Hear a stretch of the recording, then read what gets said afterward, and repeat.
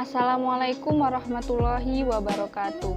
Izin memperkenalkan diri, nama saya Fitur Ajijah, NPM 2021020249, Prodi Hukum Tata Negara, kelas E, Fakultas Syariah, dosen pengampu Bapak Hervin Yogi Pradikta MHI.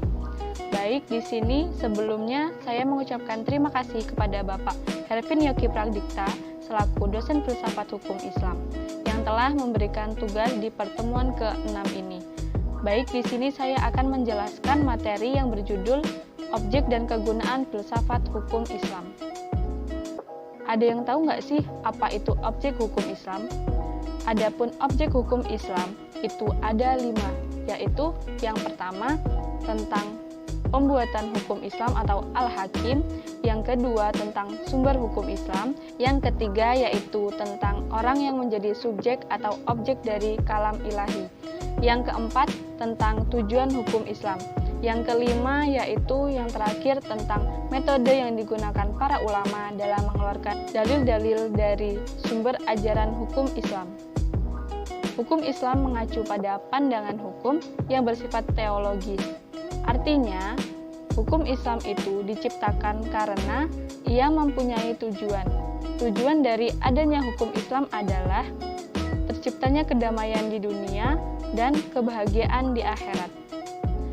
Jadi, hukum Islam bukan bertujuan meraih kebahagiaan yang fana dan pendek di dunia semata, tetapi juga mengarahkan kebahagiaan yang kekal di akhirat kelak. Inilah yang membedakannya dengan hukum Islam yang mengkehendaki kedamaian di dunia saja.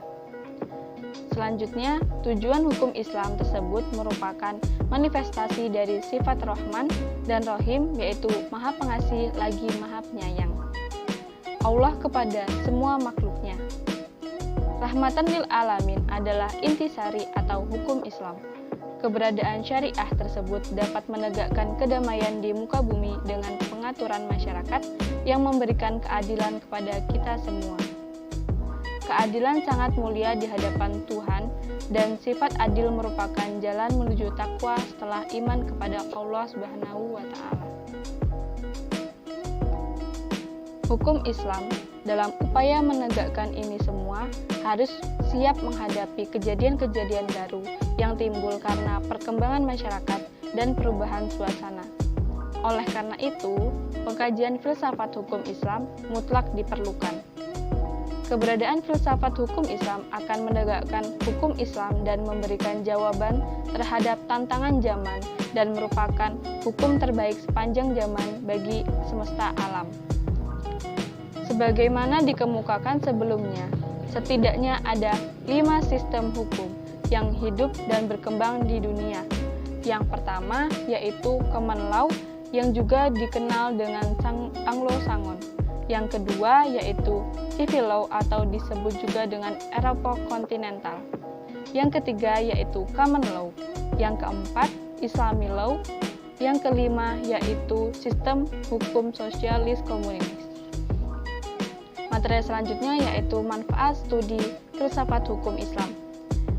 Adalah yang pertama, menjelaskan kajian filsafat hukum Islam akan memberikan pengetahuan hukum Islam secara utuh kepada ahli hukum Islam.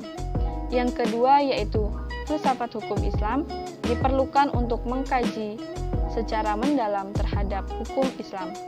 Yang ketiga yaitu untuk mewujudkan hukum yang berkeadilan yang senantiasa sesuai dengan kondisi zaman.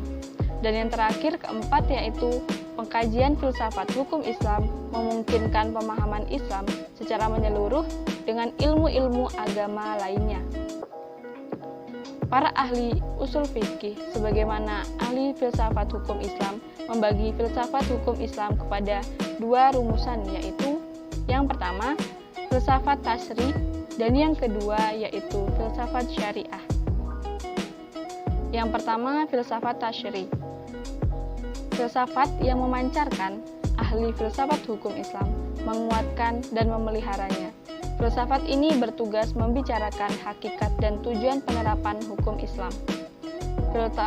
Filsafat tasyri terbagi kepada 5, yaitu Da'aim al-Ahkam atau dasar hukum Islam. Yang kedua yaitu Mabadi al-Ahkam atau prinsip-prinsip hukum Islam.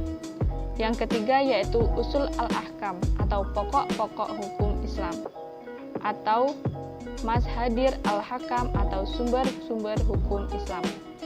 Kemudian yang keempat yaitu maqasid al-ahkam atau tujuan-tujuan hukum Islam. Yang kelima yaitu qawaid al-ahkam atau kaidah-kaidah hukum Islam. Pengertian yang kedua tentang filsafat syariah, yaitu filsafat yang diungkapkan dari materi-materi hukum Islam seperti ibadah, muamalah, jinayah, ukubah, dan sebagainya. Filsafat ini bertugas membicarakan hakikat dan rahasia hukum Islam, termasuk dalam pengembangan filsafat syariah adalah yang pertama, asrar al-ahkam. Yang pertama, asrar al-hakam. Yang pertama, asrar al-ahkam atau rahasia-rahasia hukum Islam. Yang kedua yaitu qosais al-ahkam atau ciri-ciri khas hukum Islam. Yang ketiga yaitu mahasid al-ahkam atau keutamaan hukum Islam. Yang keempat, tawabi al-ahkam atau karakteristik hukum Islam. Sekian materi presentasi dari saya ucapkan terima kasih, semoga bermanfaat untuk kita semua. Saya akhiri, wassalamualaikum warahmatullahi wabarakatuh.